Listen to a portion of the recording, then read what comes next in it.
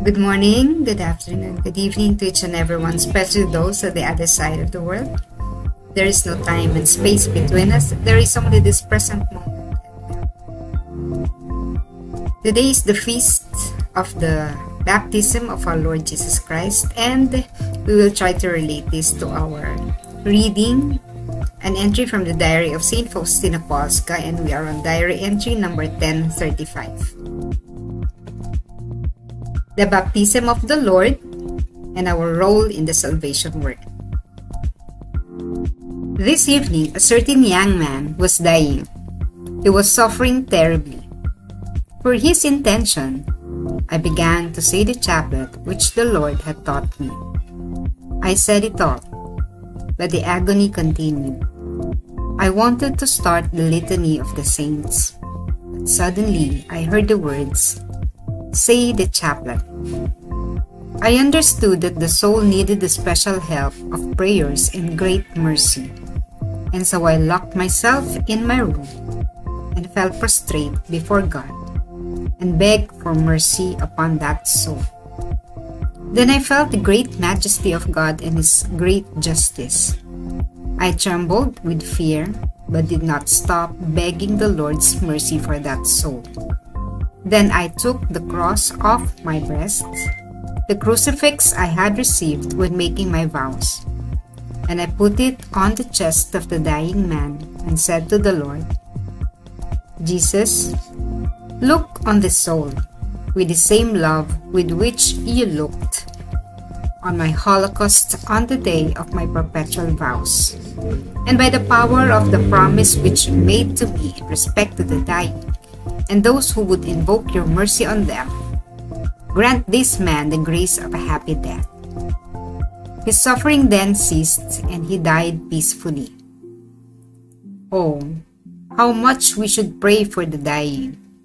Let us take advantage of mercy while there is still time for mercy. Ngayong gabi, isang binata ang naghihingalo. Napakatindi ng paghihirap niya. Para sa kanyang intensyon, sinimulan kong dasalin ang chaplet na itinuro sa akin ng Panginoon. Dinasal ko ito ng buo. Ngunit nagpatuloy ang kanyang paghihirap. Gusto kong simulan ang litanya ng mga banal, ngunit biglang narinig ko ang mga salitang, "Dasalin mo ang chaplet." Naunawaan ko na ang kaluluwa ay nangangailangan ng espesyal na tulong ng mga panalangin at dakilang awa. Kung kaya, nagkulong ako sa aking silid at nagpatira pa sa harap ng Diyos at humingi ng awa para sa kaluluwang iyon. Pagkatapos ay naramdaman ko ang dakilang karingalan ng Diyos at ang kanyang dakilang katarungan. Nanginginig ako sa takot, ngunit hindi ako tumigil sa paghingi ng awa sa Panginoon para sa kaluluwang iyon. Pagkatapos ay inalis ko ang krus sa aking dibdib, ang krusipiho na natanggap ko nung ako ay nanata. At inilagay ko ito sa dibdib ng naghihingalong lalaki at sinabi sa Panginoon, "Jesus, tingnan mo ang kaluluwang ito na may parehong pag-ibig, gaya noong tiningnan mo ang aking pagkatupok noong araw ng aking perpetual vows. At sa pamamagitan ng kapangyarihan ng pangakong iyon, na ginawa sa akin tungkol sa mga namamatay at sa mga humihiling ng iyong awa sa kanila, ibigay sa taong ito ang biyaya ng isang masayang kamatayan." Ang kanyang pagdurusa ay tumigil, at siya ay namatay ng payapa. O gaano tayo dapat manalangin para sa naghihingalo? Samantalahin natin ang awa habang may panahon pa para sa awa. Alright, so nakita natin sa diary ni Saint Faustina that it was about the prayer, praying the chaplet to have a peaceful and happy death for a certain person. So yung pananalangin para sa mga kaluluwa ay isa sa dakilang tungkulin na ginampanan ni Faustina. Isa itong misyon, no? Yung magligtas ng maraming kaluluwa. That is the mission of Faustina. And this is also our mission as Divine Mercy Devotee. No? Wala na si Faustina and we are the current Faustina sa ating panahon. Ano? Tayo na ang mga Faustina. At ang ating tungkulin, isa sa ating pangunahing tungkulin bilang mga deboto ng banal na awa ay magligtas ng mga kaluluwa sa pamamagitan ng pananalangin at syempre pagtulong. Iba pa yung action at iba pa yung pananalangin. So, dun sa diary, she prayed the chaplet that Jesus taught her and also we learned from the diary of Faustina. So, naging channel si Faustina para matutunan natin ang pagdarasal ng chaplet. And we also do that to save more dying souls. Lalo na yung mga hindi na nakakasimba, wala nang panahon sa lupa nung nabubuhay sila para sa pananalangin, no? So, napakaraming kaluluwa. And recently, yung ating translasyon doon sa ating reflection the other day, no? Yung nakita natin kung gaano karaming mga tao, desperado na talaga. Walang ibang makapitan kundi ang Panginoong Hesus, asking, begging for mercy. So, malaki, makikita natin doon yung gaano kalaki ang ating tungkulin bilang isang deboto ng banal na awa para makapagligtas ng napakaraming kaluluwa. Now, today is the feast of the baptism of our Lord Jesus Christ, ang pagbibinyag sa Kanya. So, this is very much related to our mission as Divine Mercy Devotees. Ano ba ang kapistahan ng pagbibinyag sa ating Panginoon? Ano ang kaibahan ng pagbibinyag sa ating Panginoon at ang pagbibinyag sa atin? Malaking kaibahan yan eh. Unang-una, si Jesus ay Diyos na naging tao. Tayo ay ordinaryong tao. Napakarami nating kasalanan. So, ang pagbibinyag sa atin, iba sa pagbibinyag sa Kanya. At ano ang misteryo? Ano ang malalim na kahulugan ng pagbibinyag na ito? Simulan natin.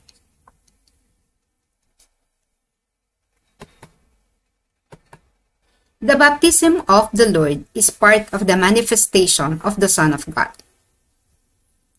The manifestation of the fullness of God. Last Sunday was the Epiphany.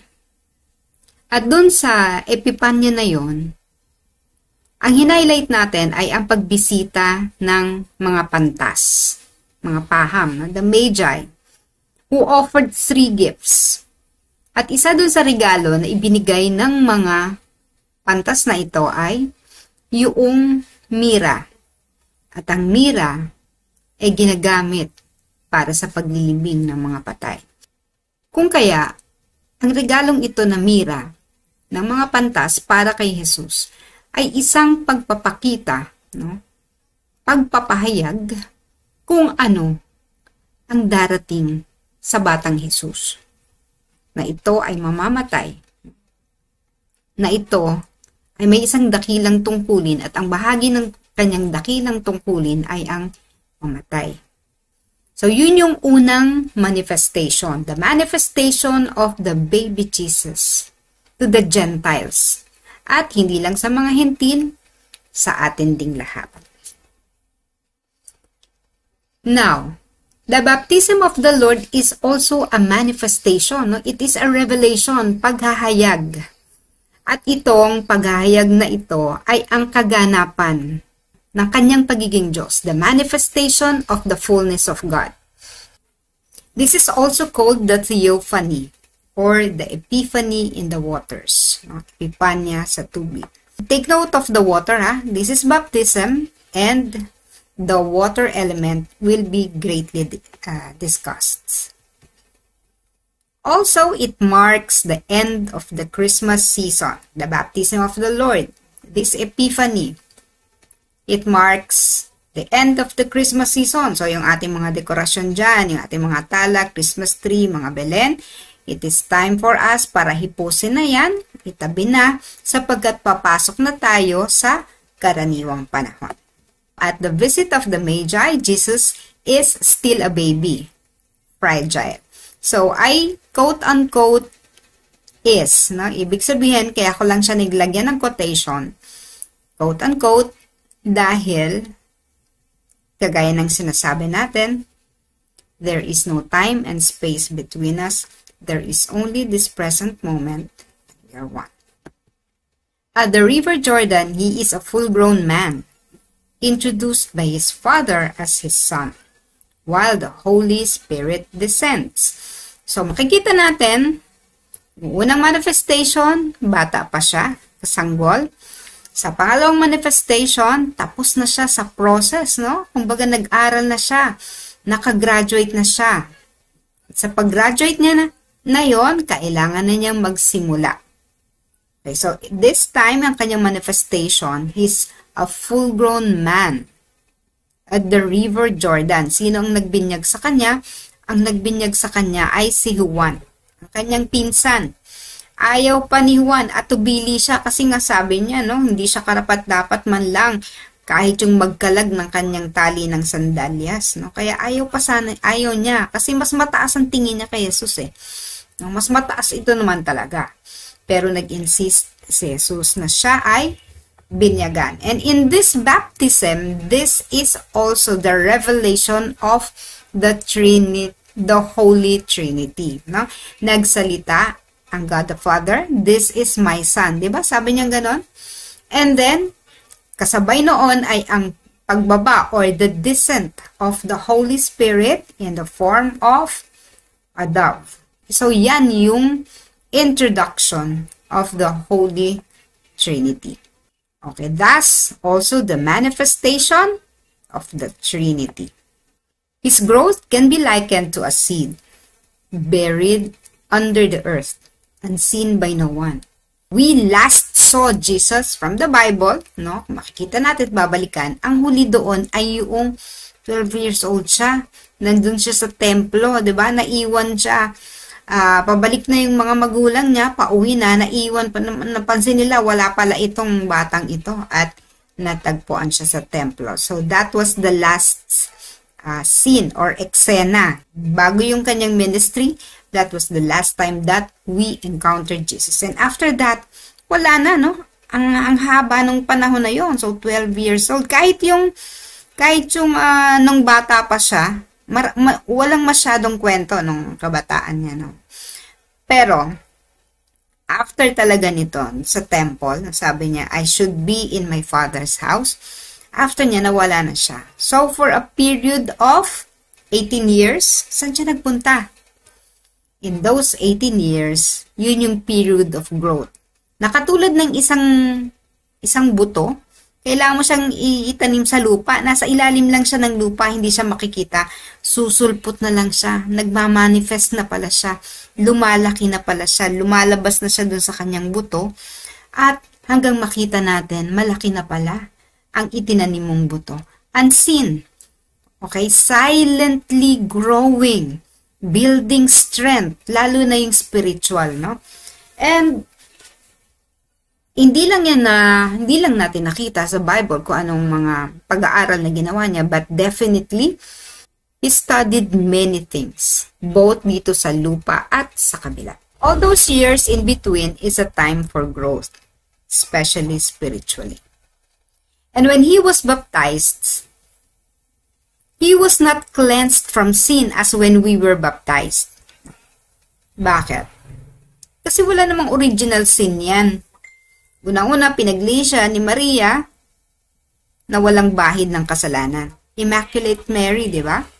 So, ang kanyang anak, immaculate din. Yung kanyang pagbubuntis, immaculate din. Yung pagbubuntis na kay Jesus. And so, Jesus was born without sin. So, bakit siya bibinyagan? Tayo kasi, we are baptized to cleanse us from our sins, from the original sin, no? At naging malinis na malinis tayo, as white as snow. But Jesus, bakit kailangan siyang binyagan? And as I said earlier, he insisted to John the Baptist na binyagan siya. So his baptism is different. Kung tayo sa ating binyag nililinis tayo ang ating kaluluwa sa lahat ng ating karumihan prior to our birth, no? Si Jesus naman, siya ang naglinis. Yung pagbibinyag sa kanya, when he came into contact with the water, He made this water pure. He purified the fount of mercy, the water element. Okay? So remember, sabi ko kanina, di ba? Take note of the water element because it is very much related to the baptism. Okay. When he came down, immersed himself into the river Jordan, the contact of the water with Jesus and Jesus with the water, this contact purified the water element. So imaginein mo, ang isang banal lumubog sa ilog na, syempre hindi naman malinis ang ilog na yan, di ba? May mga impurities yan. But when he immersed himself into that water, the water became pure. At ang tubig na yan, dadalo yan dun sa Jordan River, papunta sa dagat. And from the water, it will rise to the sky, and from the clouds, it will go down again in that cycle. So basically, that water where Jesus immersed himself affected all the water element on earth. Sa ilalim ng lupa, sa kaila-ilaliman, sa ibabaw ng lupa, sa mga dagat, sa mga ilog, sa mga streams, sa mga bukal, at tubig sa ulap na nagiging ulan. All this water has been purified when Jesus was baptized. That is why there is a great mystery hidden in the water. Hindi natin nakikita. Again, water has memory. It is recording everything. Lahat ng dinadaanan niya, itinatanim niya yan sa kanyang alaala. And so, yung event na yan na inimmerse, lumubog si Jesus doon sa River Jordan, yung ritual na ginawa dyan at yung mismong paglubog niya, it was already recorded in the memory of the water. That is why it is already eternal. The water that we have, the water that you drink right now, the water in your body, iiihi mo yan. Kahit pa yan ay pumunta sa kung saan, sa kanal, basically mapupurify pa rin yan, no? Pero, the water still contains that moment when Jesus immersed himself in that water to be baptized. So that all who will be baptized by this water will also be cleansed. Kaya sa baptism, ginagamit ang tubig. Mangyayari ba ang binyag kapag walang tubig? Sa lahat ng ritual ng binyag, whether it is in the Catholic tradition, whether it is in the Hindu tradition, in the other Christian tradition, in whatever tradition, baptism basically needs water because this water is the element that cleanses us. Kung Buddhist ka, hindi naman si Jesus yun di ba? But then, pareho pa rin po yun because iisa lang yan. We only have one God. Remember that. Kung kaya, hindi man nila kinikilala si Jesus, but the water that they are using when they are baptizing their members, nakakontain na rin doon sa tubig na yun. Yung holiness that Jesus poured into that water when he came in contact with the water. And all who will use the water therein will be continuously cleansed. Kaya pag binibinyagan tayo, lahat yan. Everyone who undergone into baptism, all are cleansed. Nilinis tayo. From our belief, we were cleansed, we were purified from the past sins of the generations. No, yung ating mga original sins, lahat ng kabit-kabit natin, tinanggal lahat yan through that sacrament of baptism. Therefore, all the water in the world has already been purified. Dumudumi pa rin yan, of course, but nature continues to purify it. Diba? Mapapansin nyo, hindi naman aakyat yan sa langit. kung yan ay may element na mabibigat, it has to really be pure. No, yun lang water na yun ang kailangang makaakyat. Lahat ng impurities niyan lalaglag. That is how nature purifies itself, the water. So kapag lumaglag ang ulan, pure water yon. If you're in the forest, malinis ang hangin doon. The water that comes from the rain is pure. Pwede mo talaga yung inumin. Kaya lang, if you live in a city na polluted, definitely, pagbagsak ng pure water, dudumi yan because of the impurities in the air. Pero, pag bumagsak yan sa lupa, pag pumailalim yan sa ilalim ng lupa, napapurify yan. Dadaan yan sa iba't ibang layers of filters. Kaya yung underground water, yung spring water, yung bukal, naiinom natin, and it is one of the best waters in the world, yung galing sa spring. Kasi yun ay na-purify na through the layers of the earth. So nature continues to purify water. Kahit dumumi yan, kahit galing yan sa kanal, kahit yung ihi mo na madumi, no, it will still be cleansed. Mapupurify yan. At, again, kapag purified na po yan, not the purification method in the, not the purification method used in the water station. Because the purification method in the water station, yung tinatawag nilang distilled water, yung distilled in particular, distilled water is dead water. That's why I do not recommend you drinking distilled water. Kasi walang element na yon, wala na siyang mga elements. So, yan ay talagang water na lang na napatay. Pag tiningnan mo ang niyan, ang benefits niyan, it is basically acidic. Ang maganda lang uminom niyan, babies. But for us, distilled water is not good for us adults. Anyway, so nature has already purified that water. So yan, babalik yan. Nandyan pa rin sa memory ng tubig na yan, yung seremonya na yan ng pagbibinyag sa ating Panginoong Hesus. And it will continue to cleanse us. This baptism, so una yun, the baptism of Jesus purifies the water element. That purification of the water is for us, para tayo ay maging malinis din. Yun yung kaibahan ng pagbibinyag kay Jesus sa pagbibinyag sa atin. Second, this baptism is also the start of His ministry.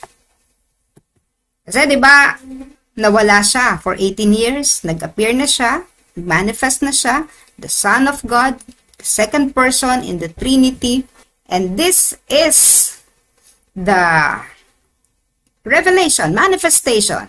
This is the inauguration. Eto na ako, ang anak ng Diyos, and I am going to fulfill my mission. Ano ba ang mission niya? The mission of Jesus is to save mankind. And saving mankind for all those 3 years, bago siya, yung climax ng kanyang kamatayan, which is an actual ransom of the entire sins of the whole world. Bago yon, may healing ministry siya at mayroon siyang teaching ministry. So, nagtuturo siya, nagpapagaling siya. And then, yung pinakahuli nun, syempre, ini-introduce niya yung kingdom of God. Malapit na, dumating ang paghahari. Nasasabi niya, di ba? At wawasakin ang templo at itatayo sa loob ng 3 araw. At ang ibig sabihin pala noon, mamamatay siya and after 3 days, mabubuhay siyang muli. So, yun yung rebuilding process, yung pagkabuhay na muli. That is the inauguration of the entire mission of God. So, basically, the baptism of Jesus is the baptism of His death, nung kanyang kamatayan. It is an anticipation of His bloody death for the remission of our sins. So remember that. That's the second point. The mystery of the baptism of our Lord Jesus is an anticipation of His bloody death for our salvation. Yun pala yun.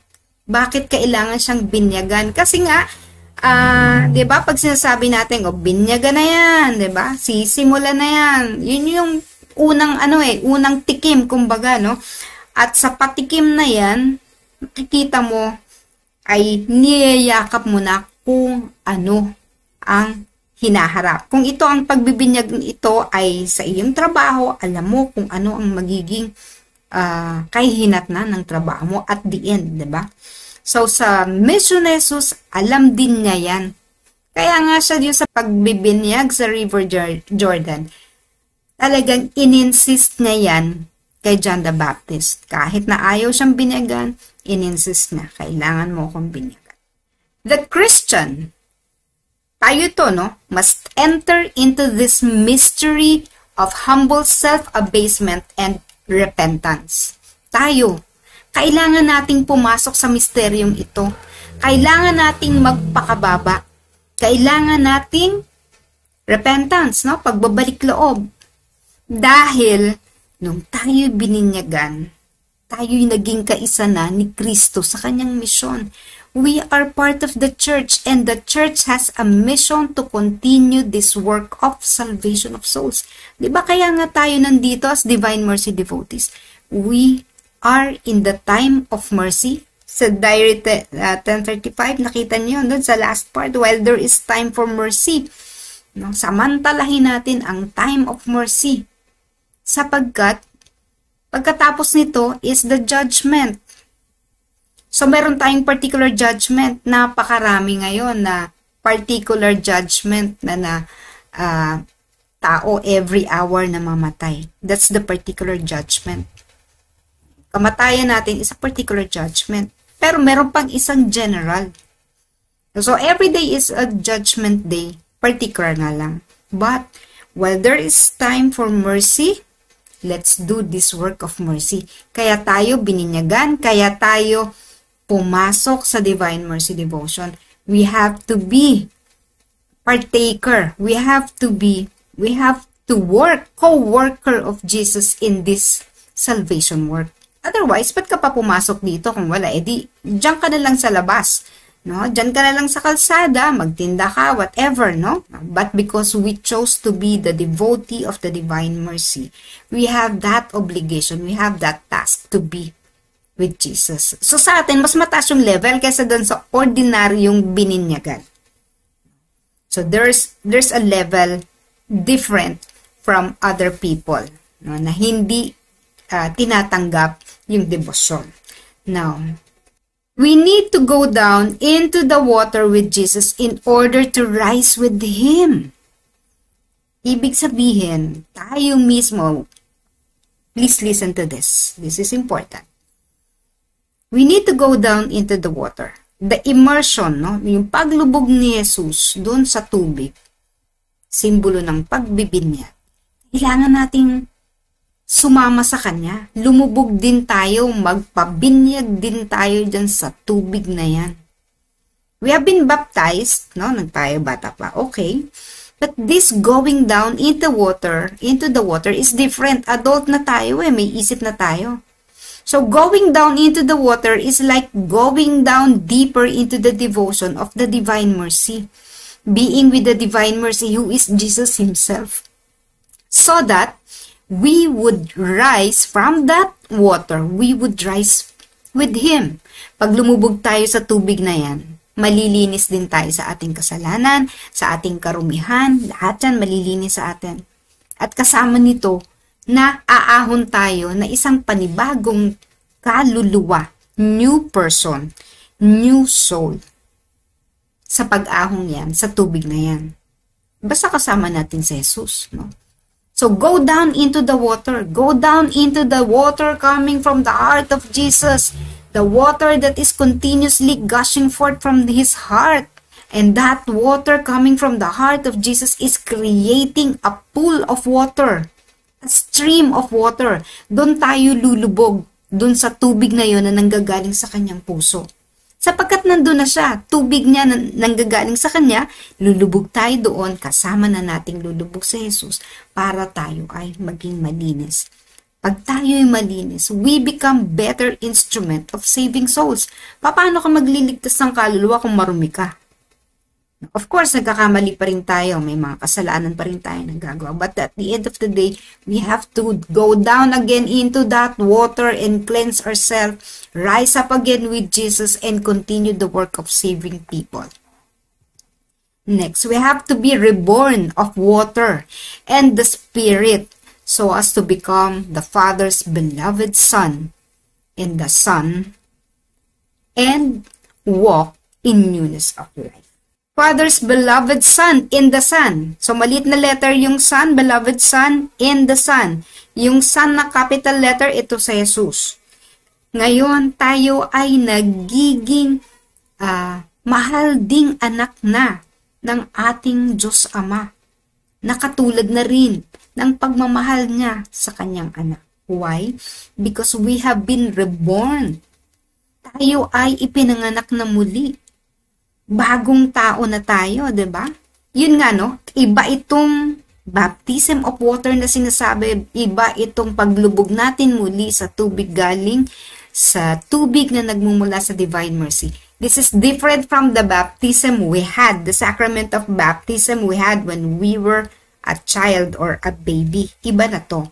We have to be reborn of water and the Spirit. And in that way, magiging katulad na tayo ni Jesus. Not exactly the same, but katulad ni Jesus in the sense na tayo ay kanyang mga alagad, mga apostol.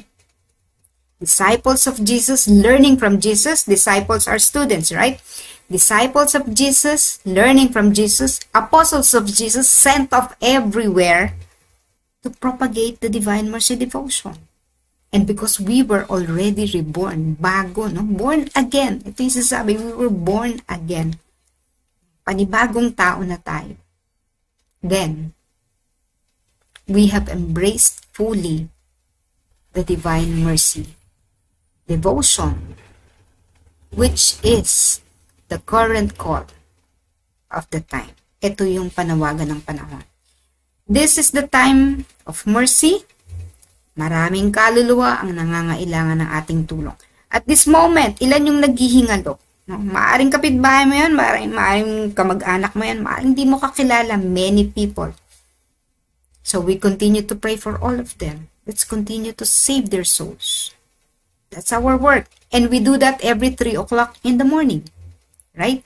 We pray for all of them. Those who are in the process of transitioning, those who have passed on for the last 24 hours, and for those who have just died, and we prayed for them for 9 days. We continue to pray for those souls, and we also pray for the living souls. And together, let's be part of the salvation process. Sabi nga ni Saint Gregory of Nazianzus, let us be buried with Christ by baptism to rise with Him.